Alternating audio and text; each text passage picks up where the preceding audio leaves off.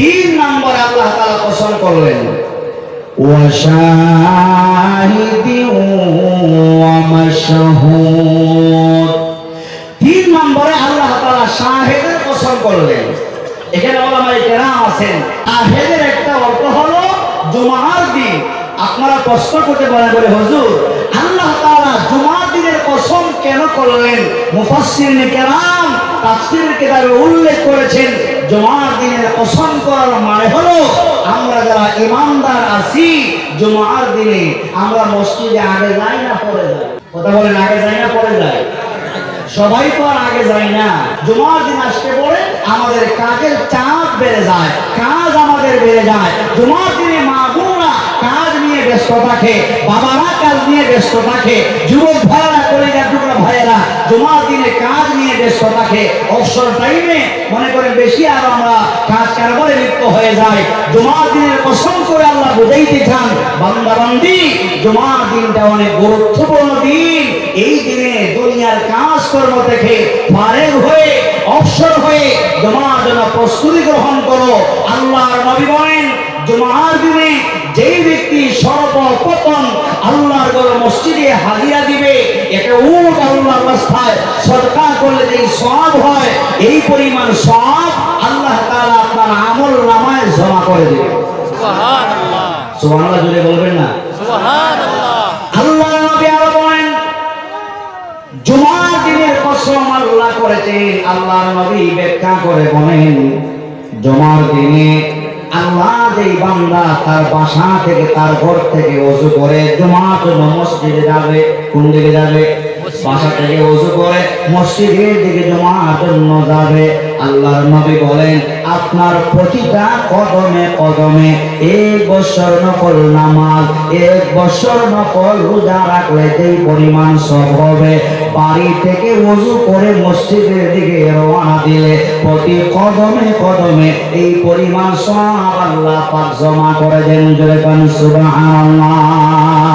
আমার ভাইরা তাহলে জুমার দিনে আমরা মসজিদে আগে যাব না পরে যাব?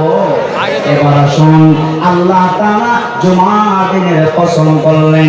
4 নম্বরে আল্লাহ তাআলা বলেন ওয়া মাশহুদ।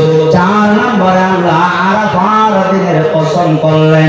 যারা হজে গেছেন, হজে যারা গেছেন, হজ যারা করেছেন, সব কিছু করলেন, কিন্তু আরাফার ময়দানে হাজিরা যদি হাজিরা না দেয়, আরাফার মাঠে যদি হাজিরা উপস্থিত না হয়, হাজির না হয়, ওই হজ আল্লাহ পাকের দরবারে কবুল হবে? হবে? হবে না। এই আরাফার দিনের শপথ করেছেন কেন? আরেকটা কারণ হচ্ছে আরাফার দিনে যেই পরিমাণ পাপীকে গুনাহগারকে আল্লাহ তাআলা মাফ করে দেন এই পরিমাণ আর কোনদিন এই পরিমাণ পাপীকে আল্লাহ মাফ করেন না। তাহলে কি বুঝলাম? এই হাদিস থেকে আমরা বুঝতে পারলাম আরাফার দিন যেদিন আসবে আল্লাহর কসম অনুযায়ী আরাফার দিন যেদিন আসবে হজে যাইতে পারি না যাইতে পারি, ওই দিন আল্লাহ পাকের কাছে কান্নাকাটি বেশি হবে না কম হবে? যদি বলেন বেশি হবে না কম হবে? বেশি হবে। এবার শুন আমরা আবার আরেকটু পিছনে যাই। শাহেদ আল্লাহ 3 নাম্বার কসম করেছেন শাহেদ শব্দ দিয়ে। শাহেদের শাব্দিক অর্থ হলো সাক্ষী। এমনিতে যদি দুই দলে যদি ঝগড়া লাগে সাক্ষীর প্রয়োজন হয় কি হয় না? কোর্টে আদালতে গেলে সাক্ষীর প্রয়োজন আছে না নাই? সাক্ষী যদি থাকে কারো সাক্ষীতে কারো ফাঁসি হয়ে যায়, আবার কারো সাক্ষীতে আসামি ফাঁসির আসামিও বেহুসুর খালাস পেয়ে যায়। জোরে কোন ঠিক কিনা? তাহলে আল্লাহ তাআলা শাহেদের কসম করলেন কেন? শাহেদের অর্থ হলো সাক্ষী। এর মানে হলো ও দুনিয়ার বান্দা বান্দি শোনো, দুনিয়াতে গিয়েছো তুমি সারা জীবন ভর টোটাল জিন্দেগি ভর ভালো আমল করো না মন্দ আমল করো, সারা জীবন আমি কি করি ভালো মন্দ যাই করি এই সব কিছু আল্লাহ তাআলা নিজে সাক্ষী হয়ে রেখেছে। এই যে বিশাল বড় মাহফিলের আয়োজন করেছেন, টাকা দিয়া পয়সা দিয়া সুন্দর সুন্দর প্যান্ডেলের আয়োজন করেছেন, বাংলাদেশ থেকে মেহমান আনছেন, আর ওলামায়ে কেরাম আনছেন, এই সব কিছু সাক্ষী হবেন কে? আল্লাহ। জুড়ে বলতে হবে সব কিছু সাক্ষী হবেন কে? সব কিছু সাক্ষী হবেন আল্লাহ তাআলা।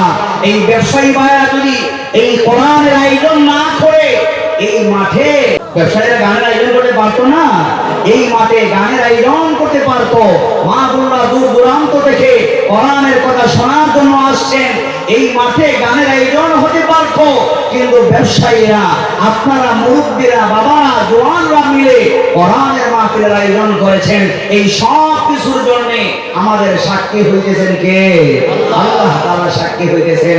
আল্লাহ 3 নম্বরে শপথ করেছেন, ও শাহিদ মানে সাক্ষী, বান্দা বান্দি তোমার টোটাল জীবনীতে ভালো মন্দ যা করো এই সব কিছুর জন্য আমি আল্লাহ নিজে সাক্ষী হয়ে যাচ্ছি। আওয়াজ করে বলবেন আল্লাহ পাক যেখানে সাক্ষী, এখানে আর কারো সাক্ষীর প্রয়োজন আছে? যদি বলুন আর কারো সাক্ষীর প্রয়োজন আছে? গোপনে প্রকাশ্যে আমি যা করি সবকিছু দেখেন কে? আল্লাহ। সবকিছু দেখেন কে? আল্লাহ। আমার ইন্ডিয়ার মুসলমান ভাইরা, আল্লাহ পাক আমাদের সব কিছুর জন্য সাক্ষী হয়ে যাচ্ছেন। বাংলাদেশ থেকে এখানে এসে আমি কি করতেছি আল্লাহ দেখতেছে কিনা? শুধু দেখতেছেন, আল্লাহ নিজে শুনতেছেন। আল্লাহ বুঝাইতে চান, বান্দা বান্দে তোমার টোটাল জীবনেতে ভালো মন্দ যা করবা সব কিছুর জন্য আমি আল্লাহ পাক সাক্ষী হয়ে যাচ্ছি। আল্লাহ পাকের সাক্ষীটাই কিয়ামতের ময়দানে চূড়ান্ত বলে গণ্য হবে। আল্লাহ তাআলা বলেন, ওয়াকাফা বিল্লাহি শাহীদা, ওয়াকাফা বিল্লাহি শাহীদা। এর থেকে আর কি কথা হতে পারে? আল্লাহ বলে, বান্দা বান্দি তোমার সব কিছুর জন্য আমি আল্লাহ সাক্ষীটাই চূড়ান্ত বলে গণ্য হবে। সুবহানাল্লাহি ওয়া বিহামদিহি। তাহলে আমাদের জীবনের 1 নম্বর সাক্ষী হবেন কে? আল্লাহ। এবার